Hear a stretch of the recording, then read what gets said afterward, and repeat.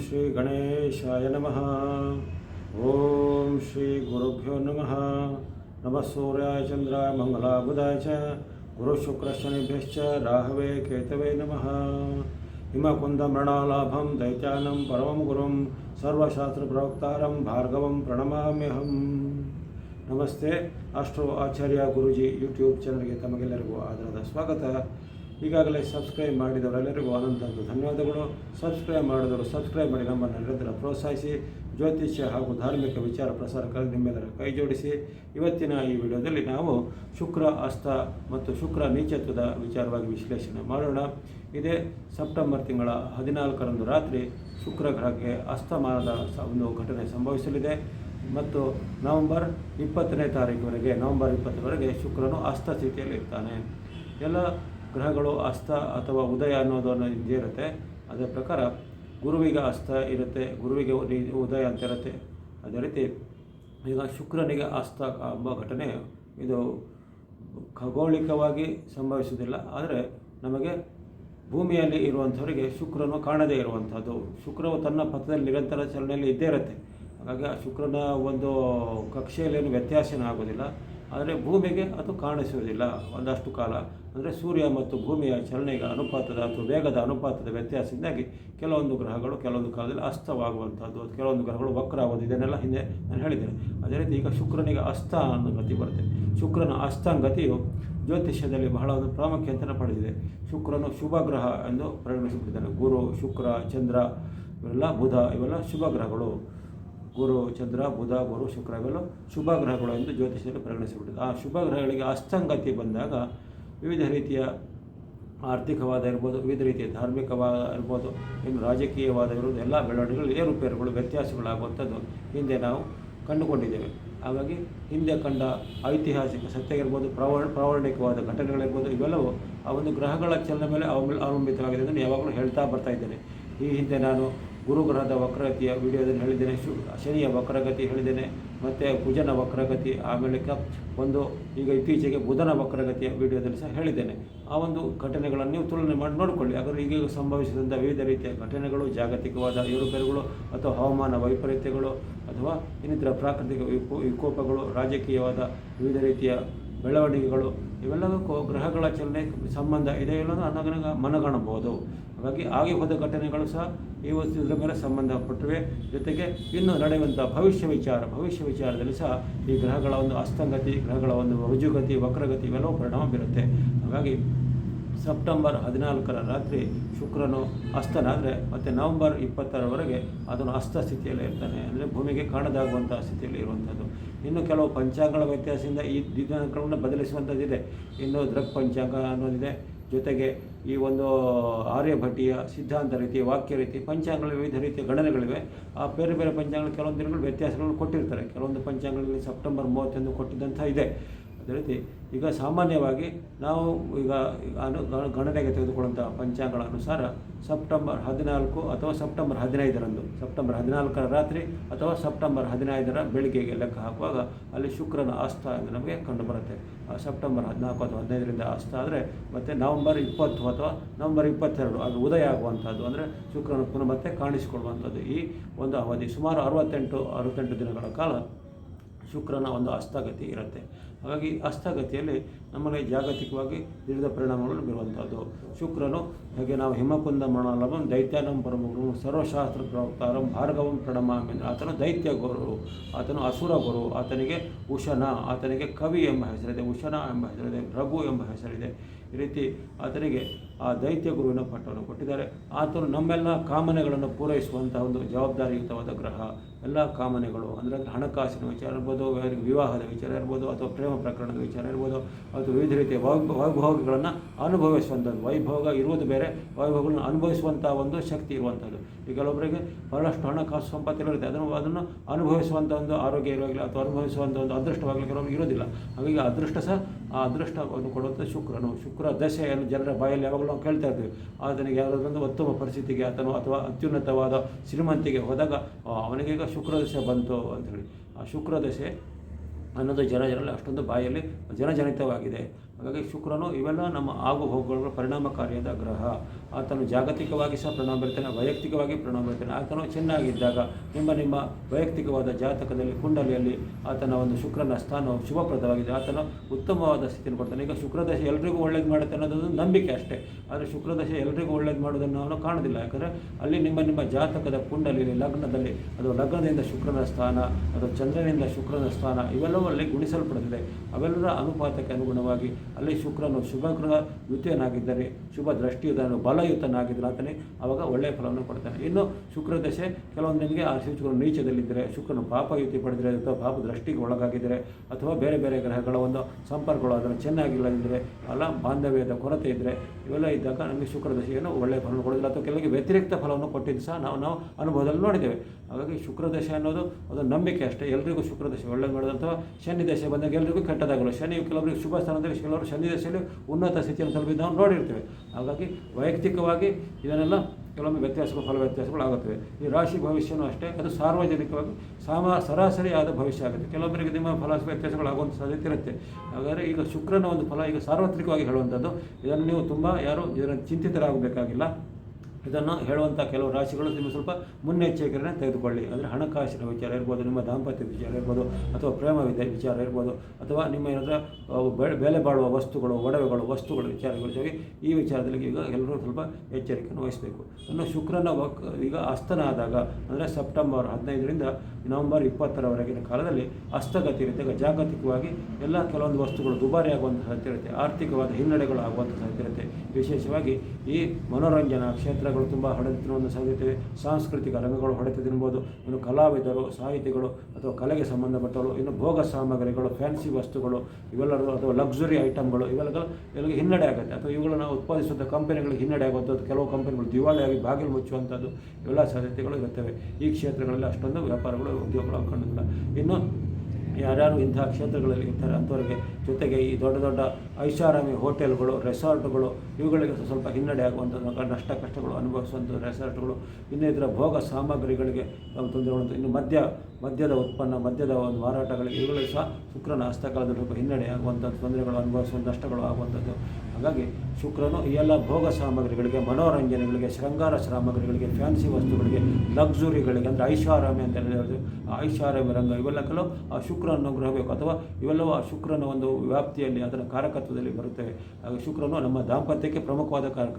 ಈಗ ಹೇಗೆ ನಾವು ದಾಂಪತ್ಯ ಹೊಂದಾಣಿಕೆಯಲ್ಲಿ ಮಂಗಳ ಅಥವಾ ಕುಜನ ಒಂದು ಉಪಸ್ಥಿತಿಯನ್ನು ನೋಡ್ತೇವೆ, ಅದೇ ರೀತಿ ದಾಂಪತ್ಯವು ಚೆನ್ನಾಗಿ ನಡೆದು ಹೋಗಬೇಕಾದ್ರೆ, ಅಥವಾ ಅದರಲ್ಲಿ ಅಡೆತಡೆಗಳು ಬಾರದಂತೆ ಅವರು ಸುಖ ಸಂತೋಷಗಳನ್ನು ಸಮೃದ್ಧಿಯಿಂದ ಬರಬೇಕು, ಅಲ್ಲಿ ಶುಕ್ರನು ಕಾರಕನಾಗಿದ್ದಾನೆ. ಹಾಗಾಗಿ ಆ ಶುಕ್ರನು ಅಷ್ಟೊಂದು ಶಕ್ತಿಯುತನಾಗಿದ್ದಾನೆ. ಈ ಶುಕ್ರನ ಹಸ್ತಕಾಲದಲ್ಲಿ ಬಹಳಷ್ಟು ಪ್ರದೇಶಗಳಲ್ಲಿ ವಿವಾಹಗಳನ್ನು ಮಾಡೋದಿಲ್ಲ. ಶುಕ್ರನು ಯಾವಾಗ ಅಸ್ತಮಿಸಿರ್ತಾನೆ, ವಿಶೇಷವಾಗಿ ಉತ್ತರ ಭಾರತದವರು ಇದನ್ನು ತುಂಬ ಅನುವರಿಸ್ತಾರೆ. ಉತ್ತರ ಭಾರತದಲ್ಲಿ ಶುಕ್ರ ಹಸ್ತಕಾಲದಲ್ಲಿ ವಿವಾಹಗಳನ್ನು ಅಥವಾ ಇನ್ನಿತರ ಯಾವುದೇ ಮಂಗಳ ಕಾರ್ಯಗಳು ಮಾಡೋದಿಲ್ಲ. ಅವರು ಗೃಹ ಪ್ರವೇಶವನ್ನು ಸಹ ಕೆಲವೊಂದು ಭಾಗಗಳಲ್ಲಿ ಮಾಡೋದಿಲ್ಲ. ಹಾಗಾಗಿ ಶುಕ್ರನ ಬಲ ಅನ್ನೋದು ಬೇಕೇ ಬೇಕು. ಹೇಗೆ ರೀತಿ ಗುರು ಬಲವನ್ನು ಬೇಕು, ಅದೇ ರೀತಿ ಶುಕ್ರನ ಅನುಗ್ರಹ ಅನ್ನೋದು ಬೇಕೇ ಬೇಕು. ಅಂದರೆ ಅದರಲ್ಲೂ ಈಗಿನ ಯುಗದಲ್ಲಿ ಈಗ ನಮಗೆ ಗುರುವಿನಗಿಂತ ನಾವು ಶುಕ್ರನಿಗೆ ಪ್ರಾಧಾನ್ಯತೆ ಕೊಟ್ಟಿದ್ದಾರೆ. ಅದಕ್ಕೆ ಇಲ್ಲಿ ಹಣವೇ ಪ್ರಧಾನ, ಅಲ್ಲಿ ಜ್ಞಾನಕ್ಕೆ ಕಡಿಮೆ ಪ್ರಾಧಾನ್ಯತೆ. ಗುರುವು ಜ್ಞಾನದ ಸಂಕೇತ, ಜ್ಞಾನ ಮತ್ತು ಸುಖ. ಅಂದರೆ ಒಳ್ಳೆಯ ರೀತಿಯಲ್ಲಿ, ಸಾತ್ವಿಕ ರೀತಿಯಲ್ಲಿ, ಧಾರ್ಮಿಕ ರೀತಿಯಲ್ಲಿ ನಾವು ಧನ ಸಂಪಾದನೆ ಮಾಡಿ ಅದರ ಮೂಲಕ ನಾವು ಸುಖವನ್ನು ಪಡೆಯುವಂಥದ್ದು. ಆದರೆ ಶುಕ್ರನಾದರೆ ಅಲ್ಲಿ ಕೆಲವೊಂದು ಈ ತಾಮಸಿಕ ಬರುತ್ತೆ, ರಾಜಸಿಕ ಬರುತ್ತೆ. ರಾಜಸಿಕ ಮಾರ್ಗದಲ್ಲಿ ಅಂದರೆ ಬೇರೆ ಬೇರೆ ರೀತಿಯ ತಂತ್ರ ಕುತಂತ್ರಾದಿಗಳಿಂದ ಅಥವಾ ಬೇರೆ ಬೇರೆ ರೀತಿಯ ಶಾರ್ಟ್ ಕಟ್ಗಳಿಂದ ನಾವು ಧನವನ್ನು ಸಂಪಾದಿಸಬೇಕು ಮತ್ತು ಹೆಚ್ಚು ಸುಖವನ್ನು ಪಡಬೇಕು ಅನ್ನೋದು ಬರೋದಿಲ್ಲ. ಅವೆಲ್ಲ ಶುಕ್ರನ ಒಂದು ಅನುಗ್ರಹ ನಮಗೆ. ಈಗ ದೈತ್ಯರ ಒಂದು ರೀತಿ, ಅಂದರೆ ಅಸುರರು ಪಾಲಿಸುವಂಥ ರೀತಿಯನ್ನು ನಾವೀಗ, ಅಂದರೆ ಹಿಂಸಾ ಮಾರ್ಗದ ಮೂಲಕ ಧನ ಸಂಪಾದನೆ, ಅಡ್ಡದಾರಿ ಮೂಲಕ ಹಣ ಸಂಪಾದನೆ, ಭ್ರಷ್ಟಾಚಾರದ ಮೂಲಕ, ಅವರಿಗೆ ಈಗ ಭ್ರಷ್ಟಾಚಾರಿಗಳೇ ಈಗ ಅವರನ್ನು ನಾವು ಗೌರವಿಸ್ತೇವೆ, ಅವರನ್ನೇ ನಾವು ದೊಡ್ಡವರಿಂದ ಕೈ ಮುಗಿತೇವೆ. ಅಂತಹ ಒಂದು ಪರಿಸ್ಥಿತಿಗೆ ನಿರ್ಮಾಣ ಆಗಿದೆ. ಅಂದರೆ ಈಗ ಆ ಶುಕ್ರನೇ ಪ್ರಧಾನವಾಗಿ ಹೋಗಿದ್ದಾನೆ. ಈಗಿನ ಒಂದು ಯುಗದಲ್ಲಿ ಶುಕ್ರನೇ ಪ್ರಧಾನ. ಈಗ ಹಣವೇ ಪ್ರಧಾನ, ಅಲ್ಲಿ ಗುಣಕ್ಕೆ ಈಗ ಬೆಲೆ ಕಡಿಮೆ ಆಗಿದೆ. ಜ್ಞಾನಕ್ಕಿಂತ ಈಗ ಧನಕ್ಕೆ ಹೆಚ್ಚು ಪ್ರಾಧಾನ್ಯತೆ ಕೊಟ್ಟಿದೆ. ಅಂತಹ ಧನದ ಯುಗದಲ್ಲಿ ನಾವಿದ್ದೇವೆ. ಆ ಒಂದು ಧನದ ಯುಗದಲ್ಲಿ ಇರಬೇಕಾದ್ರೆ ಅಲ್ಲಿ ಶುಕ್ರನು ಈಗ ಅಸ್ತ ಆಗುತ್ತೆ. ಶುಕ್ರನಿಗೆ ಅಸ್ತ ಆಗುವಾಗ ನಮ್ಮ ಜಾಗತಿಕ ಆರ್ಥಿಕತೆಯಲ್ಲಿ ಕುಸಿಯುತ್ತೆ. ಈಗಿನ ಎಲ್ಲ ಹಿಂದಿನ ವಿಡಿಯೋಗಳನ್ನು ಹೇಳಿದ್ದೇನೆ. ಅಲ್ಲಿ ಗುರು ಈಗ ವಕ್ರ ಇದ್ದಾನೆ, ಶನಿ ಈಗ ವಕ್ರಗತಿಯಲ್ಲಿ ಇದ್ದಾರೆ, ಬುಧನಿಗೂ ಮೊನ್ನೆ ಇತ್ತೀಚೆಗೆ ವಕ್ರತೆಗೆ ಪ್ರಾರಂಭ ಆಗಿದೆ. ಇವೆಲ್ಲ ವಕ್ರಗತಿಯ ಜೊತೆಗೆ ಈಗ ಒಂದು ಶುಕ್ರನ ಅಸ್ತಕಾಲ ಅವೆಲ್ಲ ಬಂದಿದೆ. ಅವೆಲ್ಲ ಬರೋದ್ರಿಂದ ಜಾಗತಿಕವಾಗಿ ಇನ್ನಷ್ಟು ಹಿನ್ನಡೆಗಳು, ಆ ಎಲ್ಲ ಫಲಗಳು ಇವಾಗ ಸೇರ್ತವೆ. ಯಾವಾಗ ಗುರು ಜೊತೆಗೆ ಶನಿ ಜೊತೆಗೆ ಬುಧ, ಅದರ ಜೊತೆಗೆ ಈಗ ಶುಕ್ರನ ಅಸ್ತದಿಂದ ಹಾಗಾಗಿ ಜಾಗತಿಕವಾದ ಹಿನ್ನಡೆಗಳಾಗುವಂಥದ್ದು, ವಿವಿಧ ರೀತಿಯ ಪ್ರಾಕೃತಿಕ ವೈಪಗಳು ನಾವು ಈಗ ನೋಡ್ತಾ ಇರ್ತೇವೆ. ಆ ಮೂರು ಗ್ರಹಗಳ ಒಂದು ವೈಪರೀತ್ಯದಿಂದ ಈಗಾಗಲೇ ಭಾಳಷ್ಟು ಜನರು ಕಷ್ಟ ನಷ್ಟಗಳನ್ನು ಅನುಭವಿಸಿದ್ದಾರೆ. ಮತ್ತು ಬಡವರ್ಗದವರು, ರೈತರು ಈಗ ತಮ್ಮ ಬೆಳೆಗಳನ್ನು, ತಮ್ಮ ಒಂದು ಕೃಷಿಯನ್ನು ಇದೆಲ್ಲ ಕಳೆದುಕೊಂಡು ಕಷ್ಟ ನಷ್ಟಗಳು ಅನುಭವಿಸ್ತಾ ಇದ್ದಾರೆ. ಅದರ ಜೊತೆಗೆ ಅವೆಲ್ಲದರ ಒಂದು ಸಂಕೇತ ಜೊತೆಗೆ ಈಗ ಆರ್ಥಿಕತೆ, ಬೇರೆ ಬೇರೆ ರೀತಿಯ ಆರ್ಥಿಕತೆಗೆ ಈಗ ಶುಕ್ರನ ಒಂದು ವ್ಯಾಸ್ತದ ಕಾಲದಲ್ಲಿ ಪರಿಣಾಮ ಬೀರುತ್ತೆ.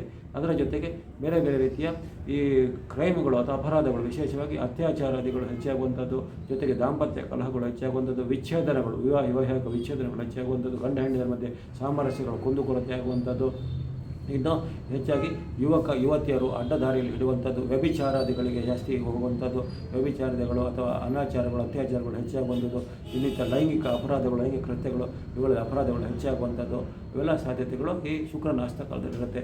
ಜೊತೆಗೆ ಎಲ್ಲರೂ ಹಣಕಾಸಿನ ಅಡ್ಡದಾರಿ ಹಿಡಿತಾರೆ. ಹಣಕಾಸು ಸಂಪಾದನೆಗೆ ಈಗಾಗಲೇ ನಾವು ನೋಡ್ತೀವಿ, ಅಡ್ಡದಾರಿ ಹಿಡುವಂಥವ್ರು ಈಗ ಹೆಚ್ಚಾಗ್ತಾ ಇರ್ತಾರೆ. ಅದರ ಜೊತೆಗೆ ಈಗ ಇನ್ನಷ್ಟು ಹೆಚ್ಚಾಗುತ್ತಾರೆ ಅಡ್ಡದಾರಿ ಹಿಡುವಂಥದ್ದು, ಬೇರೆ ಬೇರೆ ರೀತಿಯ ಅನ್ಯ ಮಾರ್ಗ, ವಾಮ ಮಾರ್ಗಗಳನ್ನು ಹಿಡಿಯುವಂಥದ್ದು. ಅದೇ ರೀತಿ ತಿಳಿದವರು ಸಹ ಅದನ್ನು ನಿಮಗೆ ಯಾರೋ ತಿಳಿ ಹೇಳಬೇಕಂತ ಗುರು ಸ್ಥಾನದಲ್ಲಿ ಇರ್ಬೋದು, ಅಥವಾ ಯಾರಾದರೂ ಶಿಕ್ಷಕ ಸ್ಥಾನದಲ್ಲಿ ಇರ್ಬೋದು, ಅಥವಾ ಜ್ಞಾನಿಗಳೊಂದು ಲೇಬಲ್ ಅಂಟಿಸ್ಕೊಂಡರು ಇರ್ಬೋದು. ಇವರೆಲ್ಲ ಈಗ ಅಡ್ಡದಾರಿ ಹಿಡಿದು ಅಡ್ಡದಾರಿ ಮೂಲಕ, ವಾಮ ಮಾರ್ಗದ ಮೂಲಕ ಧನ ಸಂಪಾದನೆಗೆ ಅರ್ಜಿತರಾಗುವಂಥದ್ದು ಎಲ್ಲ ಈ ಶುಕ್ರನ ಹಸ್ತಕಾಲದಲ್ಲಿ ಬರ್ತಾರೆ. ಅಂದರೆ ಅಲ್ಲಿ ರುಜು ಮಾರ್ಗ ಬಿಟ್ಟು ವಕ್ರ ಮಾರ್ಗದಲ್ಲಿ ಹೋಗುವಂಥದ್ದು. ಯಾಕಂದರೆ ಅಲ್ಲಿ ವಕ್ರಗತಿ 3 ಗ್ರಹಗಳಿವೆ, ಗುರು, ಶನಿ ಮತ್ತು ಬುಧ, ಆ ವಕ್ರಗಳಿವೆ. ಆ ವಕ್ರ ಮಾರ್ಗದಲ್ಲಿ ಇರಬೇಕಾದ್ರೆ ಈಗ ಶುಕ್ರನಿಗೂ ಹಸ್ತ ಸಂಭವಿಸೋದ್ರಿಂದ ಈ ಒಂದು 68 ದಿನಗಳ ಕಾಲ, ಅಂದರೆ ಸೆಪ್ಟೆಂಬರ್ 15ರಿಂದ ನವೆಂಬರ್ 20ರವರೆಗೆ ತುಂಬ ಒಂದು ದಯನೀಯ ಪರಿಸ್ಥಿತಿ ಜಗತ್ತಿನಲ್ಲಿ ಮೂಡುವಂಥ ಸಾಧ್ಯತೆ. ಜೊತೆಗೆ ಈ ಲೈಂಗಿಕವಾದ ರೋಗಗಳು ಹೆಚ್ಚಾಗುತ್ತೆ. ಲೈಂಗಿಕವಾದ ರೋಗಗಳು ಜೊತೆಗೆ ಮೂತ್ರಕೋಶ, ಮೂತ್ರಪಿಂಡಗಳ ಸಂಬಂಧ ರೋಗಗಳು, ಕಿಡ್ನಿಗೆ ಸಂಬಂಧಪಟ್ಟದ್ದು, ಅಥವಾ ಯುರಿನರಿ ಟ್ರ್ಯಾಕ್ಟ್, ಯುರಿನರಿ ಇನ್ಫೆಕ್ಷನ್, ಲೈಂಗಿಕ ರೋಗಗಳು, ಗುಪ್ತ ರೋಗಗಳು ಇವೆಲ್ಲ ಹೆಚ್ಚಾಗುವಂಥದ್ದು. ಜೊತೆಗೆ ಇನ್ನು ಕೆಲವರಿಗೆ ನರಮಂಡಲಗಳ ಒಂದು ರೋಗ, ನರಮಂಡಲಗಳಿಗೆ ಸಂಬಂಧಪಟ್ಟ ರೋಗಗಳು ಹೆಚ್ಚಾಗುವಂಥದ್ದು.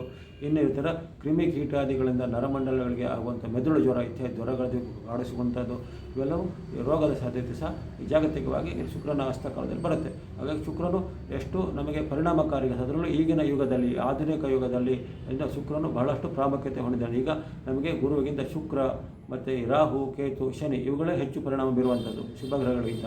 ಯಾಕಂದರೆ ಶನಿಯು ಅಲ್ಲಿ ನಮ್ಮೆಲ್ಲ ಲೋಹಗಳಿಗೆ ಕಾರಕ. ಅದರಲ್ಲಿ ಕಬ್ಬಿಣ, ಲೋಹ ಅಂದರೆ ಸ್ಟೀಲ್. ನಾನು ಈಗಾಗಲೇ ಹಿಂದಿನ ವಿಡಿಯೋಗಳು ಹೇಳ್ತಾ ಇರ್ತೇನೆ, ಶನಿಯು ಲೋಹ ಮತ್ತು ಸ್ಟೀಲ್ಗಳಿಗೆ ಕಾರಕ. ಹಾಗಾಗಿ ಈ ನಾವೊಂದು ಸ್ಟೀಲನ್ನು ಎಲ್ಲ ವಿಚಾರದ ಲೋಹಗಳನ್ನು ಬಳಸ್ತಾ ಇರ್ತೇವೆ. ಹಿಂದಿನ ಒಂದು ನಾವು ಯುಗದಿಂದ ಈಗ ಸ್ಟೀಲ್ಗಳ ಬಳಕೆ ಹೆಚ್ಚಾಗಿ ಮನೆಗಳನ್ನು ನಿರ್ಮಾಣ ಮಾಡೋದ್ರ ಹಿಂದೆ ಕಬ್ಬಿಣವನ್ನು ಬಳಸ್ತಾ ಇರಲಿಲ್ಲ. ಈಗ ಅದು ಕಬ್ಬಿಣ ಇಲ್ಲದೆ ಮನೆ ಕಟ್ಟಲಿಕ್ಕೆ ಸಾಧ್ಯನೇ ಇಲ್ಲ ಅನ್ನೋದು ಆ ರೀತಿ ಶನಿಯ ಒಂದು ಪ್ರಭಾವ ನಮ್ಮ ಮೇಲಿದೆ. ಜೊತೆಗೆ ರಾಹು ಕೇತುಗಳನ್ನು ಈಗಾಗಲೇ ಹೇಳಿದ್ದೇನೆ. ಈ ಸಾಮಾಜಿಕ ಜಾಲತಾಣಗಳು ಇವುಗಳು ರಾಹು ಕೇತುಗಳ ಒಂದು ಅಧೀನದಲ್ಲಿ ಬರುತ್ತೆ. ಸಾಮಾಜಿಕ ಜಾಲತಾಣಗಳು, ಎಲೆಕ್ಟ್ರಾನಿಕ್ ಮೀಡಿಯಾ, ಕಂಪ್ಯೂಟರು, ಲ್ಯಾಪ್ಟಾಪು, ಈ ಸ್ಮಾರ್ಟ್ಫೋನು ಎಲ್ಲವೂ ಈಗ ಒಂದು ನಮ್ಮ ಅತ್ಯವಶ್ಯಕವಾದ ಒಂದು ದಿನಬಳಕೆ ವಸ್ತು ಆಗಿಬಿಟ್ಟಿದೆ. ಹಾಗಾದರೆ ರಾಹುವಿನ ಅಧೀನದಲ್ಲಿದ್ದೇವೆ. ಜೊತೆಗೆ ಕೇತು ಅಂದರೆ ಇದೆಲ್ಲ ವಿದೇಶಗಳಿಗೆ ಪ್ರಯಾಣ ಮಾಡೋದು. ಹಿಂದೆಲ್ಲ ವಿದೇಶ ಪ್ರಯಾಣ ಅನ್ನೋದೊಂದು ಕನಸಿನ ಮಾತಾಗಿತ್ತು.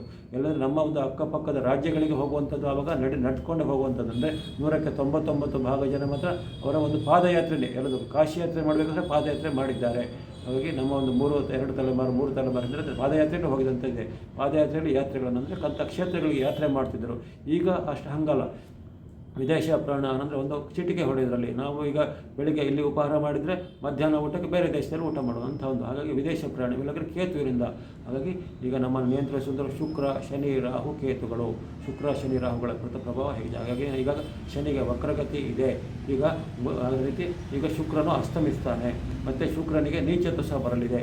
ಯಾಕಂದರೆ ಈಗ ಅವನು ಅಸ್ತಮಿಸುವಂಥದ್ದು ಸಿಂಹರಾಶಿಯಲ್ಲಿ ಸೆಪ್ಟೆಂಬರ್ 15ರಂದು ಆತನು ಅಸ್ತಮಿಸ್ತಾನೆ. ಅಸ್ತಮಿಸಿ ಆತನು ಅಕ್ಟೋಬರ್ 24ರವರೆಗೆ ಸಿಂಹರಾಶಿಯಲ್ಲಿ ಇರ್ತಾನೆ. ಆ ಬಳಿಕ ಅಕ್ಟೋಬರ್ ತಿಂಗಳಲ್ಲಿ ಮತ್ತೆ ಆತನು ಬೇರೆ ರಾಶಿಗೆ ಪ್ರವೇಶಿಸುವಂಥದ್ದು ಇದೆಲ್ಲ ಇರುತ್ತೆ. ಅಂದರೆ ಅಲ್ಲಿ ಆತನು ಕನ್ಯಾ ರಾಶಿಗೆ ಪ್ರವೇಶಿಸುವಂಥದ್ದಿದೆ. ಸೆಪ್ಟೆಂಬರ್ 24ಕ್ಕೆ ಅಲ್ಲಿ ಶುಕ್ರನು ಕನ್ಯಾ ರಾಶಿಗೆ ಪ್ರವೇಶಿಸ್ತಾನೆ. ಕನ್ಯಾ ರಾಶಿಯಲ್ಲಿ ಅಕ್ಟೋಬರ್ 18ರವರೆಗೆ ಇರೋದು. ಅಕ್ಟೋಬರ್ 18ರಿಂದ ಮತ್ತೆ ನವೆಂಬರ್ 11 ತುಲಾ ರಾಶಿ, ನವೆಂಬರ್ 11ರ ಬಳಿಕ ಮತ್ತೆ ವೃಶ್ಚಿಕ ರಾಶಿ. ಈ ರೀತಿ 4 ರಾಶಿಗಳಲ್ಲಿ ಅವನು ಶುಕ್ರನ ಸಂಕ್ರಮಣ, ಹಸ್ತಕಾಲದ ಸಂಕ್ರಮಣ ಸಂಭವಿಸಲಿದೆ. ಈಗ ಮೊದಲಿಗೆ ಸಿಂಹರಾಶಿಯಲ್ಲಿ ಇರುವಂಥ ದಿನಗಳು ಅಂದರೆ ಸೆಪ್ಟೆಂಬರ್ 14ರಿಂದ 24ರವರೆಗೆ ಆತನು ಸಿಂಹರಾಶಿಯಲ್ಲಿರುವಂಥ ಅವಧಿ. ಆ ಸಿಂಹರಾಶಿಯಲ್ಲಿರುವಂಥ ಅವಧಿ ಯಾವ ರಾಶಿಗಳ ಮೇಲೆ ಪರಿಣಾಮ ಬೀರುತ್ತೆ ಅಂತ ನೋಡಬೇಕಾದ್ರೆ ಆತನು ಸಿಂಹರಾಶಿಯಲ್ಲಿರುವಾಗ ಮಿಥುನ ರಾಶಿ, ಕುಂಭರಾಶಿ, ಮೀನರಾಶಿಗೆ ಎಲ್ಲ ಪರಿಣಾಮ ಬೀರ್ತಾನೆ. ಆಮೇಲೆ ಕನ್ಯಾ ರಾಶಿಗೆ ಪ್ರವೇಶ ಆಗುತ್ತೆ. ಕನ್ಯಾ ರಾಶಿಯಲ್ಲಿ ಬರುವಾಗ ಆತನು ಸೆಪ್ಟೆಂಬರ್ 24ರಿಂದ ಅಕ್ಟೋಬರ್ 18ರವರೆಗೆ ಕನ್ಯಾ ರಾಶಿಯಲ್ಲಿ ಪ್ರವೇಶಿಸ್ತಾನೆ. ಕನ್ಯಾ ರಾಶಿ ಆಗುವಾಗ ಕನ್ಯಾ ರಾಶಿಗೆ ಪ್ರಭಾವ ಇದೆ. ಕನ್ಯಾ ರಾಶಿಯವರಿಗೆ ಅವರ ಸ್ವರಾಶಿಯಲ್ಲಿರೋದು ಅಲ್ಲಿ ಕನ್ಯಾ ನೀಚತ್ವ ಅಂದರೆ ಆತನ ನೀಚತ್ವ ಅಂದರೆ ಇಂಥ ಕೆಟ್ಟ ಕೆಲಸಗಳಿಗೆ ಕೈ ಹಾಕುವಂಥ ಬುದ್ಧಿ ಎಲ್ರಿಗೂ ಬರುತ್ತೆ. ನೀಚತ್ವ ಅಂದರೆ ನಾನು ಈಗಾಗಲೇ ಹೇಳಿದ್ದೆ, ಅಪರಾಧ ಪ್ರವೃತ್ತಿಗಳು, ಅನಾಚಾರಗಳು, ಅತ್ಯಾಚಾರಗಳು, ಅಕ್ರಮ ಸಂಬಂಧಗಳು ಅಥವಾ ಅನೈತಿಕ ಸಂಬಂಧಗಳು ಇವೆಲ್ಲ ಅವಾಗ ಹೆಚ್ಚಾಗ್ತಾ ಬರುತ್ತೆ. ಆತನು ಕನ್ಯಾ ರಾಶಿಯಲ್ಲಿ ಆತನಿಗೆ ನೀಚತ್ವ ಬರುತ್ತೆ. ಸೆಪ್ಟೆಂಬರ್ 24ರಿಂದ ಅಕ್ಟೋಬರ್ 18ರವರೆಗೆ ನೀಚ ಶುಕ್ರ. ಆ ನೀಚ ಶುಕ್ರನಿಂದಾಗಿ ನೋಡಿ ಅಲ್ಲಿ ನೀಚತ್ವ ಮತ್ತು ಅಸ್ತ ಎರಡೆರಡು ಡಬಲ್ ಇಫೆಕ್ಟ್ ಅಂತ ಹೇಳ್ತೀವಿ. ಹಾಗಾಗಿ ಡಬಲ್ ಪರಿಣಾಮಗಳು ಇವೆಲ್ಲವೂ ಅವಾಗ ಜಾಗತಿಕವಾಗಿ ನಾನಾ ರೀತಿಯ ಸಂಕಷ್ಟಗಳು, ನಾನಾ ರೀತಿಯ ಅನಾಚಾರಗಳು, ಅತ್ಯಾಚಾರಗಳು ಹೆಚ್ಚಾಗುವಂಥದ್ದು, ವಿವಿಧ ರೀತಿಯ ದೊಡ್ಡ ದೊಡ್ಡ ಹೆಸರು ಮಾಡಿದಂಥವ್ರು ದೊಡ್ಡ ದೊಡ್ಡ ಸ್ಥಾನದಲ್ಲಿರೋ ಒಂದು ನೀಚತ್ವಗಳು ಇರುವಂಥದ್ದು, ಅವರು ಸಿಗಾಕೊಳ್ಳುವಂಥದ್ದು, ಶಿಕ್ಷೆಗಳಾಗುವಂಥದ್ದು. ನಾನು ಹಿಂದೆ ಗುರುವಕ್ರ ಶನಿ ವಕ್ರದಲ್ಲಿ ಹೇಳಿದ್ದೀನಿ, ಅವೆಲ್ಲ ಸನ್ನಿವೇಶಗಳು ನಮ್ಮ ರಾಜ್ಯದಲ್ಲೇ ಸಂಭವಿಸ್ತಾ ಇದೆ. ನಾವು ದಿನನಿತ್ಯ ಮೀಡಿಯಾದಲ್ಲಿ ನೋಡ್ತಾ ಇರ್ತೀವಿ. ಅದೇ ರೀತಿಯ ಸನ್ನಿವೇಶಗಳು ಈಗ ಹೆಚ್ಚಾಗ್ತವೆ. ಜೊತೆಗೆ ಈ ಕಲಾವಿದರು, ಸಾಂಸ್ಕೃತಿಕ ರಂಗದಲ್ಲಿರೋರು ಈಗ ಕೆಟ್ಟ ಕೆಲಸಗಳು ಮಾಡುವಂಥದ್ದು ಅಥವಾ ತುಂಬ ಫೇಮಸ್ ಆದ ಒಂದು ಸೆಲೆಬ್ರಿಟಿಗಳು ಈಗ ಕೆಟ್ಟ ಕೆಲಸಗಳಿಂದ ಅವರಿಗೆ ಶಿಕ್ಷೆಗಳಾಗುವಂಥದ್ದು ಅಥವಾ ಅವರು ಹೀನಕೃತ್ಯಗಳಿಗೆ ಇಳುವಂಥದ್ದು. ಜೊತೆಗೆ ಜಾಗತಿಕವಾಗಿ ಎಲ್ಲ ದೇಶಗಳು, ಆ ದೇಶ ಈ ದೇಶ ಎಲ್ಲ ದೇಶಗಳು ಇಂತಹ ಚಟುವಟಿಕೆಗಳು, ಅಕ್ರಮಗಳು ಹೆಚ್ಚಾಗುವಂಥದ್ದು, ಅಕ್ರಮವಾದ ಧನ ಸಂಪಾದನೆ, ಭ್ರಷ್ಟಾಚಾರಗಳು ಹೆಚ್ಚಾಗುವಂಥದ್ದು ಇವೆಲ್ಲ ಆಗ ಕಾಣುತ್ತೆ. ಯಾಕಂದರೆ ಸೆಪ್ಟೆಂಬರ್ 24ರಿಂದ ಅಕ್ಟೋಬರ್ 18ರವರೆಗೆ ಅಲ್ಲಿ ಶುಕ್ರನು ಕನ್ಯಾ ರಾಶಿ ನೀಚನಾಗಿ ಅಸ್ತನಾಗಿರ್ತಾರೆ. ನೀಚ ಮತ್ತು ಅಸ್ತ ಎರಡರಲ್ಲೂ ಡಬಲ್ ಇಫೆಕ್ಟಿಂದ ನನಗೆ ಹೇಳ್ತೀನಿ, ಎಚ್ಚರವಾಗಿರಿ. ಕನ್ಯಾ ರಾಶಿಯವರು ಎಚ್ಚರವಾಗಿರಬೇಕು. ಜೊತೆಗೆ ಇನ್ನೆಲ್ಲ ರಾಶಿಗಳು, ಇನ್ನೂ 3 ರಾಶಿಗಳಂದರೆ ಮಿಥುನ, ಕುಂಭ, ಮೀನ. ಕನ್ಯಾ ಯಾಗೂ ಅವರ ರಾಶಿಯಲ್ಲಿ ಇರ್ತಾರೆ. ಇನ್ನು ಎಚ್ಚರವಾಗಿರಬೇಕಾದ ರಾಶಿಗಳು ಮಿಥುನ, ಕುಂಭ ಮತ್ತು ಮೀನ ರಾಶಿಗಳು. ಆವಾಗ ಎಚ್ಚರವಾಗಿರಬೇಕು. ನೀವು ಹಣಕಾಸು ವಿಚಾರ ಎಚ್ಚರವಾಗಿರಿ. ಸಾಲ ಸೋಲುಗಳನ್ನು ಹೆಚ್ಚು ಮಾಡಲಿಕ್ಕೆ ಹೋಗಬೇಡಿ ಅಥವಾ ಹಣಕಾಸಿನ ಮೋಸಗಳಿಗೆ ಒಳಗಾಗುವಂಥ ವಂಚನೆಗೆ ಒಳಗಾಗುವಂಥ ಸಾಧ್ಯತೆ ಇರುತ್ತೆ. ಜೊತೆಗೆ ಯಾವ ರೀತಿ ಅನೈತಿಕ ಸಂಬಂಧಗಳಿಗೆ, ಅಕ್ರಮ ಚಟುವಟಿಕೆಗಳಿಗೆ ಅಥವಾ ಭ್ರಷ್ಟಾಚಾರಗಳಿಗೆ ಯಾರು ಕೈ ಹಾಕಬೇಡಿ. ಖಂಡಿತ ನೀವು ಸಿಗಿಕೊಳ್ಳುವಂಥ ಸಾಧ್ಯತೆ ಇರುತ್ತೆ. ಯಾಕಂದರೆ ನಿಮಗೆ ಯಾವುದೇ ಗ್ರಹ ಬೆಂಬಲಗಳು ಈ ಕಾಲದಲ್ಲಿ ಇರೋದಿಲ್ಲ. ಕನ್ಯಾ ರಾಶಿಯವರು ಮಿಥುನ, ಕುಂಭ, ಮೀನ ಅಂದರೆ ಸೆಪ್ಟೆಂಬರ್ 24ರಿಂದ ಅಕ್ಟೋಬರ್ 18ರವರೆಗೆ ನೀಚ ಮತ್ತು ಅಸ್ತ ಎರಡೂ ಇರುತ್ತೆ. ಅಸ್ತ ಆರಂಭ ಆಗೋದೇ ನಿಜವಾಗಿ 15ಕ್ಕೆ ಆಗುತ್ತೆ. ಆದರೆ ಅಸ್ತ ಸಿಂಹದಲ್ಲಾಗುವಾಗ ಅಷ್ಟೊಂದು ಪರಿಣಾಮಗಳು ಬೀರೋದಿಲ್ಲ. ಆದರೆ ಆತನು ಯಾವಾಗ ಕನ್ಯಾ ರಾಶಿಯಲ್ಲಿ ನೀಚನಾಗಿ ಶುಕ್ರ ಬರ್ತಾನೋ, ಆ ನೀಚ ಶುಕ್ರನು ಈ ಎಲ್ಲ ರಾಶಿಗಳ ಮೇಲೆ, ಕನ್ಯಾ ರಾಶಿ, ಮಿಥುನ ರಾಶಿ, ಕುಂಭ ರಾಶಿ, ಮೀನ ರಾಶಿ ಈ ರಾಶಿಗಳು ತುಂಬ ಅಡ್ಡ ಪರಿಣಾಮ ಬೀರುತ್ತೆ. ಈ ರಾಶಿಗಳು ತುಂಬ ಎಚ್ಚರವಾಗಿ ಇರಬೇಕು. ಆ ಬಳಿಕ ಅಕ್ಟೋಬರ್ 18ಕ್ಕೆ ಶುಕ್ರನ ಚಲನೆ ಆತನು ತುಲಾ ರಾಶಿಗೆ ಪ್ರವೇಶಿಸ್ತಾನೆ. ಅಕ್ಟೋಬರ್ 18ರಿಂದ ನವೆಂಬರ್ 11ರವರೆಗೆ ತುಲಾ ರಾಶಿಯಲ್ಲಿ ಪ್ರವೇಶಿಸ್ತಾನೆ. ಆಗಲೂ ಕೆಲವು ರಾಶಿಗಳು ಎಚ್ಚರವಾಗಿ ಇರಬೇಕು. ಆಗಲೂ ಸಹ ಈ ಕನ್ಯಾ ರಾಶಿಯವರಿಗೆ ಎಚ್ಚರ ಇರಬೇಕು, ತುಲಾ ರಾಶಿಯವರಿಗೂ ಬೇಕು.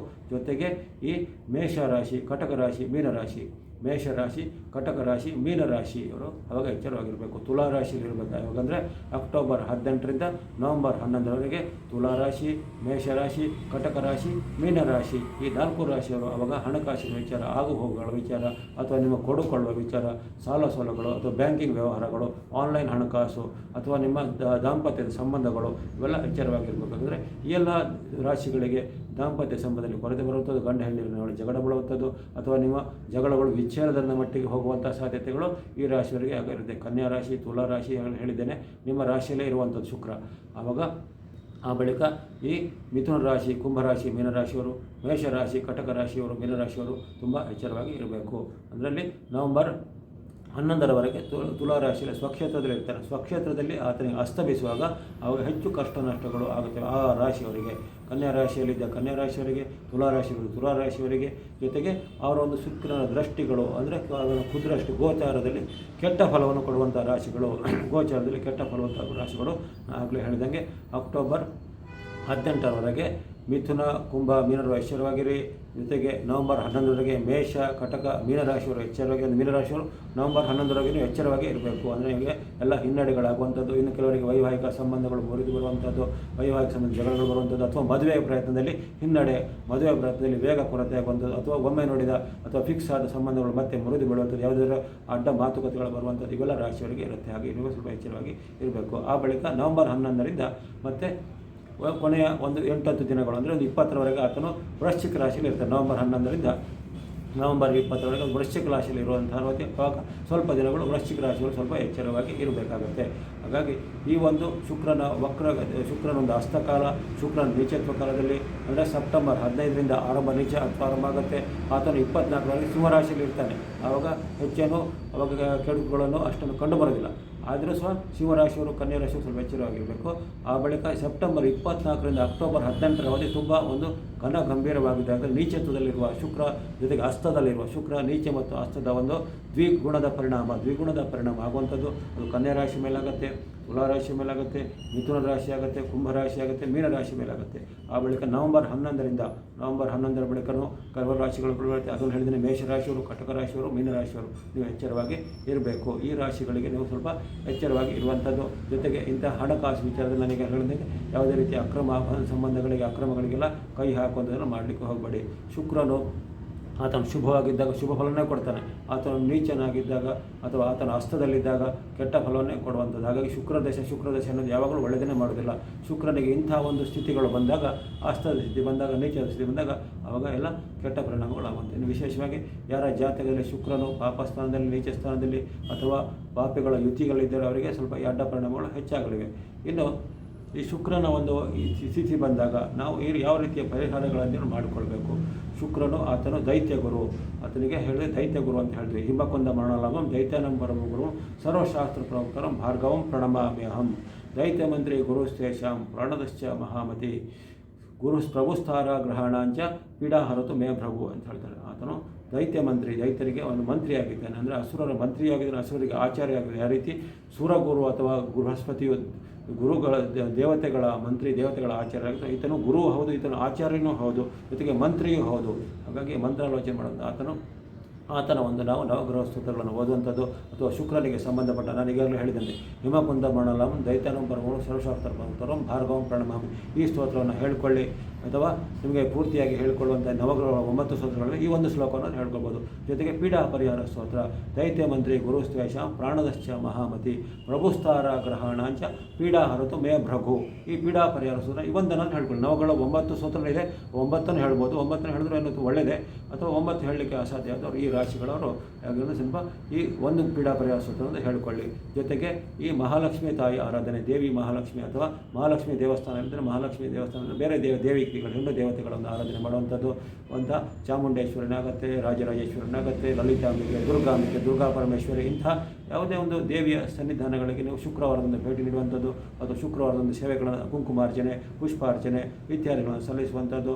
ಅಲ್ಲಿ ಯಾವುದಾದ್ರು ಇನ್ನಿತರ ಸೇವೆಗಳನ್ನು ಸಲ್ಲಿಸುವಂಥದ್ದು ಅಥವಾ ಅಲ್ಲಿ ಅನ್ನದಾನಕ್ಕೆ ನಿಮ್ಮ ಸಹಾಯವನ್ನು ಮಾಡೋದು. ಎಲ್ಲೆಲ್ಲಿ ದೇವಿಯ ದೇವಸ್ಥಾನಗಳು ಬಹಳಷ್ಟು ಕ್ಷೇತ್ರಗಳಲ್ಲಿ ಅನ್ನದಾನ ನಡೀತಾ ಇರುತ್ತೆ. ಉದಾಹರಣೆಗೆ ಕಟೀಲು ಇರ್ಬೋದು, ಹೊರನಾಡು ಇರ್ಬೋದು, ಶೃಂಗೇರಿ ಇರ್ಬೋದು. ಅಂಥ ಅನ್ನದಾನಗಳಿಗೆ ನಿಮ್ಮ ಒಂದು ದಾನಗಳನ್ನು ಅಲ್ಲಿ ಕಾಣಿಕೆಯನ್ನು ಸಲ್ಲಿಸುವಂಥದ್ದು. ಅಥವಾ ಈಗ ಆನ್ಲೈನಲ್ಲಿ ಸಹ ಪಾವತಿಸುವಂಥ ವ್ಯವಸ್ಥೆ ಇದೆ. ಅಂಥ ಒಂದು ದೇವಿ ಕ್ಷೇತ್ರಗಳಿಗೆ ನೀವು ಅನ್ನದಾನಕ್ಕೆ ಸಹಾಯ ಮಾಡುವಂಥದ್ದು. ಜೊತೆಗೆ ಈ ಶುಕ್ರನಿಗೆ ಸಂಬಂಧಪಟ್ಟ ಧಾನ್ಯ ಅವರೆಕಾಳು ಅಥವಾ ಅವರೆಕಾಳು ಉತ್ಪನ್ನಗಳು ಅಥವಾ ಅವರೇ ಜಾತಿಯ ಬೇರೆ ಧಾನ್ಯಗಳಿಗೆ ತಿಂಗಳವರೆ ಅಂತ ಬರುತ್ತೆ, ಅಥವಾ ಬೀನ್ಸ್ ಬೀಜ ಅಂತ ಬರುತ್ತೆ, ಅಥವಾ ರಾಜ್ಮಾ ಅಂತ ಬರುತ್ತೆ. ಅವೆಲ್ಲವೂ ಅವರೇ ಜಾತಿಯ ಧಾನ್ಯಗಳನ್ನು ನಿಧಾನವಾಗಿ ಕೊಡುವಂಥದ್ದು. ಜೊತೆಗೆ ಅಕ್ಕಿ, ಸಕ್ಕರೆ, ಸಿಹಿ ಪದಾರ್ಥಗಳನ್ನು, ಹಾಲಿನ ಉತ್ಪನ್ನಗಳನ್ನು, ಖೋವಾ, ಪೇಡ ಇತ್ಯಾದಿಗಳನ್ನು ದಾನವಾಗಿ ಕೊಡುವಂಥದ್ದು. ಜೊತೆಗೆ ಬಿಳಿಯ ವಸ್ತ್ರ, ರೇಷ್ಮೆಯ ವಸ್ತ್ರ ಇತ್ಯಾದಿಗಳನ್ನು ದಾನವಾಗಿ ಕೊಡುವಂಥದ್ದು. ಹಸಿರು ಬಣ್ಣದ ವಸ್ತ್ರಗಳನ್ನು ದಾನವಾಗಿ ಕೊಡುವಂಥದ್ದು. ಜೊತೆಗೆ ಈ ಸುಗಂಧ ದ್ರವ್ಯಗಳು, ಚಂದನ ಅಥವಾ ಶ್ರೀಗಂಧ ಇತ್ಯಾದಿಗಳನ್ನು ದಾನವಾಗಿ ಕೊಡುವಂಥದ್ದು. ವಿಶೇಷವಾಗಿ ಶ್ರೀಗಂಧ ಇತ್ಯಾದಿಗಳನ್ನು ಈ ದೇವಾಲಯಗಳಿಗೆ, ಅಂದರೆ ಹೆಣ್ಣು ದೇವಾಲಯಗಳಂದರೆ ಸ್ತ್ರೀ ದೇವಿ ದೇವಾಲಯಗಳಿಗೆ ಈ ಶ್ರೀಗಂಧ ಚಂದನಗಳನ್ನು ದಾನ ಮಾಡುವಂಥದ್ದು. ಮಂಗಲ ದ್ರವ್ಯಗಳನ್ನು ದೇವಿ ದೇವಸ್ಥಾನಗಳಿಗೆ ಅರ್ಪಣೆ ಮಾಡುವಂಥದ್ದು, ಇವೆಲ್ಲ ಮಾಡುವಂಥದ್ದು. ಜೊತೆಗೆ ಇದಕ್ಕಿಂತ ಹೆಚ್ಚಾಗಿ ನೀವು ಸ್ತ್ರೀಯರನ್ನು ಗೌರವಿಸಿ ಸ್ತ್ರೀಯರನ್ನು ಅವರಿಗೆ ಪ್ರಸನ್ನವಾಗಿರುವಂಥದ್ದು. ಸ್ತ್ರೀಯರಿಗೆ ಕಾಣಿಗಳನ್ನು ವಿಶೇಷವಾಗಿ ನಿಮ್ಮ ಪತ್ನಿಗೆ, ನಿಮ್ಮ ಮಗಳಿಗೆ ಅಥವಾ ಸೊಸೆಗೆ, ಅತ್ತೆಗೆ ಇವರಿಗೆಲ್ಲ ನೀವು ಪ್ರಸನ್ನವಾಗಿಡುವಂಥದ್ದು. ಅವರ ಒಂದು ಯಾವುದೇ ಕೋಪತಾಪಗಳಿಗೆ, ಶಾಪಗಳಿಗೆ ಒಳಗಾಗದೇ ಇರುವಂಥದ್ದು, ಅವರ ಒಂದು ಯಾವುದೇ ನೋಯಿಸದೇ ಇರುವಂಥದ್ದು, ಅವರನ್ನು ಗೌರವಿಸುವಂಥದ್ದು, ಅವರಿಗೆ ಇಷ್ಟವಾದಂಥ ವಸ್ತುಗಳನ್ನು, ಸಿಹಿ ತಿನಿಸುಗಳನ್ನು ಅಥವಾ ಬಟ್ಟೆ ಬೇರೆ ವಸ್ತ್ರಾಭರಣಗಳನ್ನು ಕೊಡುವಂಥದ್ದು. ಇನ್ನು ಅನುಕೂಲತೆ ಇದ್ದವರು ಸ್ತ್ರೀಯರಿಗೆ ನಿಮ್ಮ ನೆಚ್ಚಿನ ಮಡದಿಗೆ, ನಿಮ್ಮ ನೆಚ್ಚಿನ ಮಗಳಿಗೆ ವಜ್ರವನ್ನು ಸಹ ತಂದು ಉಡುಗೊರೆ ಕೊಡುವಂಥದ್ದು ಸಹ ಒಳ್ಳೆಯದೇ. ಅವರನ್ನು ಪ್ರಸನ್ನವಾಗಿರುವಂಥದ್ದು ವಜ್ರ ಅಥವಾ ಬೆಳ್ಳಿಯ ಪದಾರ್ಥಗಳನ್ನು ಸಹ ಶುಕ್ರನಿಗೆ ಕಾರಕವಾಗಿದ್ದಂತಹ ಪದಾರ್ಥಗಳನ್ನು ದಾನವಾಗಿ ಕೊಡುವಂಥದ್ದು. ಇವೆಲ್ಲ ಮಾಡಿ. ಅಥವಾ ಎಲ್ಲಿ ಸ್ತ್ರೀಯರ ಅಬಲೆಯರ ಆಶ್ರಮ ಇರುತ್ತೆ ಅಲ್ಲಿ ಒಂದು ಒಳ್ಳೆಯ ಸುಭೋಜನವನ್ನು, ಅಂದರೆ ಸುಗ್ರಾಸವಾದ ಭೋಜನವನ್ನು ಕೊಡಿ. ಜೊತೆಗೆ ಒಳ್ಳೆಯ ಸಿಹಿ ಪದಾರ್ಥಗಳನ್ನು ಅಂತಹ ಒಂದು ಮಹಿಳೆಯರ ಅಬಲೆಯರ ಆಶ್ರಮಗಳಿದ್ದರೆ ಅವರೆಲ್ಲ ಪ್ರಸನ್ನವಾಗಿಡುವಂಥದ್ದು. ಇನ್ನು ಸ್ತ್ರೀ ವರ್ಗವನ್ನು ನಿಂದಿಸದೆ ಅವಮಾನಿಸದೆ ಇರುವಂಥದ್ದು ಇವೆಲ್ಲವೂ ಶುಕ್ರನ ಪ್ರೀತ್ಯರ್ಥ ಆಗಿದೆ. ಬರೀ ನಾವು ದೇವಾಲಯಗಳಿಗೆ ಹೋಗಿ ನಮಸ್ಕರಿಸುವುದಷ್ಟೇ ಅಲ್ಲ, ನಾವು ನಮ್ಮ ನಡವಳಿಕೆ ನೋಡಿ, ನಾನು ಗುರು ನಡವಳಿಕೆ ಹೇಳಿದ್ದೇನೆ, ಗುರುವಿನ ಕಾಲದಲ್ಲಿ ನೀವು ಗುರುವನ್ನು ಗೌರವಿಸಿ, ಹಿರಿಯರನ್ನು ಗೌರವಿಸಿ. ಶನಿಯು ನಮಗೆ ತಂದೆ ತಾಯಿನ ಗೌರವಿಸಲು ಸೂಚಿಸ್ತಾನೆ. ನಾವು ತಂದೆ ತಾಯಿಯನ್ನು ಬೈದುಕೊಂಡು ಅವರಿಗೆಲ್ಲ ನಿಂದನೆ ಮಾಡಿಕೊಂಡು ಅವಮಾನ ಮಾಡಿಕೊಂಡು ನಾವು ಯಾವ ದೇವಸ್ಥಾನಕ್ಕೆ ಹೋದಾಗ ಫಲ ಸಿಗೋದು ಕೂಡ ಸಂಶಯಾಸ್ಪದವಾಗಿ. ಹಾಗಾಗಿ ಒಂದೊಂದು ಗ್ರಹವು ನಮಗೆ ಈ ಸಮಾಜದಲ್ಲಿ ನಾವು ಹೇಗೆ ಜೀವಿಸಬೇಕು, ಸಮಾಜದಲ್ಲಿ ಸಮತ್ವವನ್ನು ಕಾಪಾಡಿಕೊಳ್ಳೋದು, ಹೆಣ್ಣು ಮಕ್ಕಳನ್ನು ಚೆನ್ನಾಗಿ ಗೌರವಿಸುವಂಥದ್ದು, ಅವರಲ್ಲಿ ಭೇದ ಭಾವ ಮಾಡಿರುವಂಥದ್ದು, ಜೊತೆಗೆ ಅವರ ಒಂದು ಪ್ರೀತ್ಯರ್ಥವಾಗಿ ನಾವು ಚೆನ್ನಾಗಿ ನಡ್ಕೊಳ್ಳುವಂಥದ್ದು, ಇನ್ನು ಗುರು ಹಿರಿಯರನ್ನು ಹೇಗೆ ಗೌರವಿಸುವುದು, ಎಲ್ಲ ಒಂದೊಂದು ಗ್ರಹಗಳು ನಮಗೆ ಹೇಳ್ಕೊಡ್ತವೆ. ಹಾಗಾಗಿ ನವಗ್ರಹಗಳು ಬೇರೆ ಏನಲ್ಲ, ನಮ್ಮಲ್ಲಿ ಜೀವನದಲ್ಲಿ ಸಾಮರಸ್ಯವನ್ನು ಕಾಪಾಡಿಕೊಳ್ಳಿಕ್ಕೆ ಅಥವಾ ಯಾವುದೇ ಅತಿರೇಕಕ್ಕೆ ಹೋಗದಂಗೆ ಇವೆಲ್ಲ ಎಚ್ಚರಿಸುವಂಥ ಸನ್ನಿವೇಶಗಳು. ಅದೇ ರೀತಿ ಶುಕ್ರ ಗ್ರಹ ನಮಗೆ ಒಂದು ಎಚ್ಚರಿಕೆಯನ್ನು ಕೊಡ್ತಾ ಇದೆ. ಆ ಎಚ್ಚರಿಕೆಯನ್ನು ನೀವು ಗಮನದಲ್ಲಿಟ್ಕೊಳ್ಳಿ. ಜೊತೆಗೆ ಧಾರ್ಮಿಕವಾದ ಭಾವನೆಗಳನ್ನು ಮಾಡಿಕೊಳ್ಳಿ. ಲಕ್ಷ್ಮೀ ಮಹಾಲಕ್ಷ್ಮಿ ಅಷ್ಟೋತ್ತರ ಸ್ತೋತ್ರ ಓದಿ, ಮಹಾಲಕ್ಷ್ಮಿ ಅಷ್ಟೋತ್ತರ ಶತವದಿ ಅಥವಾ ಲಲಿತಾ ಸಹಸ್ರನಾಮ ಓದಿ, ಶುಕ್ರವಾರದಂದು ವಿಶೇಷವಾಗಿ ದೇವಿ ಆರಾಧನೆ ಮಾಡಿ ವ್ರತ ನಿಯಮವನ್ನು ಸಾಧ್ಯ ಇದ್ದವರು ಅದು ಮಹಿಳೆಯರು ಗೃಹಿಣಿಯರು ಯಾರಿಗೆ ಮನೆಯಲ್ಲಿ ವ್ರತ ನಿಯಮ ಮಾಡಲಿಕ್ಕೆ ಅಂದರೆ ಅದು ವ್ರತ ನಿಯಮ ಮಾಡಿಕೊಳ್ಳಿ. ಶುಕ್ರವಾರ ಒಳ್ಳೆಯ ವ್ರತವನ್ನು ಮಾಡ್ಬೋದು. ಮಹಾಲಕ್ಷ್ಮಿಯ ಸೌಭಾಗ್ಯ ಲಕ್ಷ್ಮಿ ವ್ರತ ಅಂತ ಬರುತ್ತೆ, ವೈಭವ ಲಕ್ಷ್ಮಿ ಅಂತ ಬರುತ್ತೆ, ಬೇರೆ ಬೇರೆ ರೀತಿಯ ವ್ರತಗಳು ಮಹಾಲಕ್ಷ್ಮಿ ಸಂಬಂಧಪಟ್ಟಿದೆ. ಅದನ್ನು ಮಾಡ್ಕೊಳ್ಬೋದು. ದೇವಿಯ ವಿಶೇಷ ಪ್ರಾರ್ಥನೆ ಮಾಡುವಂಥದ್ದು, ಅನುಷ್ಠಾನಗಳನ್ನು ಮಾಡುವಂಥದ್ದು. ಜೊತೆಗೆ ಎಲ್ಲರೂ ಈ ಕಾಲದಲ್ಲಿ ಅಂದರೆ ಯಾರಿಗೆ ಈ ಗ್ರಹಗಳ ಪೀಡೆ ಅಂತ ಹೇಳಿದರೆ ಹಸ್ತಕಾಲದಲ್ಲಿ ಅನೈತಿಕ ಚಟಗಳಿಗೆ ಹೋಗಬೇಡಿ, ಅಕ್ರಮ ಸಂಬಂಧಗಳಿಗೆಲ್ಲ ಕೈ ಹಾಕ್ಲಿಕ್ಕೆ ಹೋಗಬೇಡಿ. ಅದು ಯಾವಾಗಲೂ ಒಳ್ಳೆಯದಲ್ಲ. ಜೊತೆಗೆ ನಿಮ್ಮ ಒಂದು ಇರುವಂತಹ ಮಕ್ಕಳನ್ನಾಗಲಿ ಜೊತೆಗೆ ಹಿರಿಯರನ್ನಾಗಲಿ ಚೆನ್ನಾಗಿ ಗೌರವಿಸಿಕೊಳ್ಳಿ. ಹಾಗಾಗಿ ದೇವಿಯ ಅನುಗ್ರಹ ಪಡಿಬೇಕಾದ್ರೆ ನಿಮ್ಮ ಜೀವಂತ ಇರುವಂತಹ ಅಂದರೆ ನಿಮ್ಮ ಜೊತೆಗಿರುವಂತಹ ಮಹಿಳೆಯರನ್ನು ಚೆನ್ನಾಗಿ ಗೌರವಿಸಿ, ಅವರನ್ನು ಹೀನಾಯವಾಗಿ ಕಾಣಬಾರ್ದು. ಇವೆಲ್ಲ ಪ್ರಾರ್ಥನೆ. ಸ್ವಲ್ಪಂ ಆಪೇಸೆ ಧರ್ಮಸೆ ತ್ರಾಯತೆ ಮಹತ್ವ ಭಯತೆ ಎಂದು ಋಷಿಮುನಿಗಳು ಹೇಳಿದ್ದಾರೆ. ಅಂದರೆ ಸ್ವಲ್ಪವಾದ ಭಕ್ತಿಯನ್ನು ಮಾಡಿ. ನಾನು ಪ್ರತಿದಿನ ನಿಮ್ಮ ದೈನಂದಿನ ಕಾರ್ಯಚಟುವಟಿಕೆಗಳಿಗೆ ಅಡೆತಡೆದುಕೊಂಡು ಭಕ್ತಿ ಮಾಡಬೇಕಾಗಿಲ್ಲ. ಸ್ವಲ್ಪವಾದ ಸಮಯವನ್ನು ಈ ಭಕ್ತಿಗೆ ಮೀಸಲಿಡಿ. ಸ್ವಲ್ಪ ನಿಮ್ಮಲ್ಲಿ ಎಷ್ಟು ಸಾಧ್ಯ ಆಗುತ್ತೋ ಅಷ್ಟು ದಾನ ಧರ್ಮಾದಿಗಳನ್ನು ಮಾಡೋದ್ರಿಂದ ಖಂಡಿತ ಈ ಶುಕ್ರನ ಹಸ್ತಕಾಲದಲ್ಲಿ ಅಥವಾ ಶುಕ್ರನ ನೀಚಗಳಲ್ಲಿ ಯಾರಿಗೂ ತೊಂದರೆಗಳು ಬಾರದಿರಲಿ, ಬರೋದಿಲ್ಲ. ಇವಾಗ ಧೈರ್ಯವಾಗಿ ಇರಬೇಕಾಗುತ್ತೆ. ನಿಮ್ಮ ಶ್ರದ್ಧಾ ಭಕ್ತಿ ನಿಮ್ಮ ದೈನಂದಿನ ಕೈಂಕರ್ಯಗಳನ್ನು ಮುಂದುವರಿಸಿ. ವಿಶೇಷವಾಗಿ ನಾನು ಈಗಾಗಲೇ ಹೇಳಿದ್ದೇನೆ, ಮತ್ತೊಮ್ಮೆ ಹೇಳ್ತೇನೆ, ಈ ಕನ್ಯಾ ರಾಶಿಯವರು ತುಲಾ ರಾಶಿಯವರು ಸ್ವಲ್ಪ ಎಚ್ಚರವಾಗಿ ಇರಬೇಕು. ಎಸ್ಪೆಷಲಿ ಈ ಸೆಪ್ಟೆಂಬರ್ 24ರಿಂದ ನವೆಂಬರ್ 11ರವರೆಗೆ ವಿಶೇಷವಾಗಿ ಎಚ್ಚರವಾಗಿ ಇರಬೇಕು. ಹಣಕಾಸು ವಿಚಾರ ಇರ್ಬೋದು, ಎಲ್ಲ ವಿಚಾರಗಳು ಎಚ್ಚರವಾಗಿ ಇರಿ. ಇನ್ನು ಮಧ್ಯೆ ಹೇಳಿದ್ದೇನೆ ಆಗಲೇ ಮಿಥುನ ಕುಂಭ ಮೀನರಾಶಿಯವರು ಅಕ್ಟೋಬರ್ 18ರವರೆಗೆ ಎಚ್ಚರವಾಗಿರಿ. ಮಿಥುನ ಕುಂಭ ಮೀನರಾಶಿಯವರು ಅಕ್ಟೋಬರ್ 18ರವರೆಗೆ, ಜೊತೆಗೆ ನವೆಂಬರ್ 11ರವರೆಗೆ ಮೇಷ ಕಟಕ ಮೀನ ರಾಶಿಯವರು ನವೆಂಬರ್ 11ರವರೆಗೆ ಸ್ವಲ್ಪ ಎಚ್ಚರವಾಗಿರಬೇಕು. ವೃಶ್ಚಿಕ ರಾಶಿಯವರಿಗೆ ಕೊನೆಯ ಭಾಗದಲ್ಲಿ ಸ್ವಲ್ಪ ನೀವು ಎಚ್ಚರವಾಗಿದ್ದರೆ ಆಯಿತು. ಕೊನೆಯ ಭಾಗದಲ್ಲಿ ನವೆಂಬರ್ 11ರ ಬಳಿಕ ಡಿಸೆಂಬರ್ 5ರವರೆಗೆ ವೃಶ್ಚಿಕ ರಾಶಿಯವರು ಸ್ವಲ್ಪ ಮಟ್ಟಿಗೆ ಎಚ್ಚರವನ್ನು ವಹಿಸಿದರೆ ಸಾಕು. ಇನ್ನು ಉಳಿದಂತೆ ಎಲ್ಲ ರಾಶಿಯವರಿಗೂ ಸಹ ಅನ್ವಯಿಸುತ್ತೆ. ಈ ಶುಕ್ರಾಸ್ತ ಒಂದೇ ರಾಶಿಗೆ ಅಥವಾ ನಾವು ಹೇಳಿದಂಥ 4-5 ರಾಶಿಗಳ ಎಫೆಕ್ಟ್ ಏನೆಲ್ಲ, ಎಲ್ಲ ರಾಶಿಗಳಿಗೆ ಪರಿಣಾಮ ಇದ್ದೇ ಇರುತ್ತೆ. ಎಲ್ಲ ರಾಶಿಯವರು ಈಗ ಒಂದು ಕಾಲದಲ್ಲಿ ನಿಮ್ಮ ಹಣಕಾಸು ವಿಚಾರಕ್ಕೆ ಎಚ್ಚರಿಕೆ, ಆಡಂಬರ ವೈಭವಗಳಿಗೆ ಅನಾವಶ್ಯಕ ಖರ್ಚು ಮಾಡೋದು, ದ್ವಂದ್ವ ವೆಚ್ಚವನ್ನು ಕಡಿಮೆ ಮಾಡಿಕೊಳ್ಳಿ. ಯಾಕಂದರೆ ಶುಕ್ರನ ಹಸ್ತಕಾಲದಲ್ಲಿ ಹಣಕಾಸಿನ ಪರಿಸ್ಥಿತಿ ಕೆಲವರಿಗೆ ನಾವು ಹೇಳಿದಂಗೆ ಎಲ್ಲ ಇರೋದಿಲ್ಲ. ಹಾಗಾಗಿ ದ್ವಂದ್ವ ವೆಚ್ಚವನ್ನು ಮಾಡದೇ ಇರುವಂಥದ್ದು, ನಿಮ್ಮಿಂದ ಆಗುವ ಧರ್ಮ ಕಾರ್ಯಗಳನ್ನು ಮಾಡುವಂಥದ್ದು, ಇವೆಲ್ಲ ಮಾಡೋದ್ರಿಂದ ಖಂಡಿತ ನವಗ್ರಹಗಳು ಸಿದ್ಧಿಗಳು ನಿಮ್ಮ ಕೆಲಸವನ್ನು ಒಳ್ಳೆಯದು ಮಾಡುತ್ತೆ. ಇಷ್ಟು ಈ ಶುಕ್ರ ಅಸ್ತ ಮತ್ತು ಶುಕ್ರ ನೀಚದ ಹೇಳಿದ್ದೇನೆ. ಶುಕ್ರ ಅಸ್ತ ಮತ್ತು ನೀಚದ ಕಾಲದಲ್ಲಿ ಯಾರು ಈ ಒಂದು ಇದನ್ನು ಗಂಭೀರವಾಗಿ ಅಂದರೆ ನಿಮಗೆ ಎಂಥ ತುಂಬ ಕೆಟ್ಟದಾಗತ್ತೆ ಅನ್ನೋದನ್ನು ಭಾವಿಸಲಿಕ್ಕೆ ಹೋಗಬೇಡಿ. ಎಲ್ಲ ಒಳ್ಳೆಯದಾಗೋದ್ರಿಂದ ಒಳ್ಳೆಯ ಮನಸ್ಸಿಂದ ಸಾತ್ವಿಕವಾದ ಜೀವನ ನಡೆಸಿ, ಎಲ್ಲವೂ ಅಧರ್ಮಕ್ಕೆ ಅನೈತಿಕ ಅಕ್ರಮಗಳಿಗೆಲ್ಲೂ ಕೈ ಹಾಕಬೇಡಿ.